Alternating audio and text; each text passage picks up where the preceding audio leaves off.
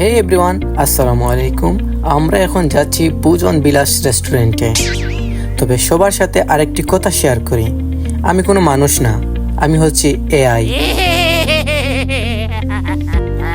আসলে গাইস, এই কথাটা মিথ্যা, আমি কোনো এআই না। আমাদের সাথেই থাকুন, ভোজন বিলাস রেস্টুরেন্টে কি কি আছে তা তুলে ধরবো এই ভিডিওতে।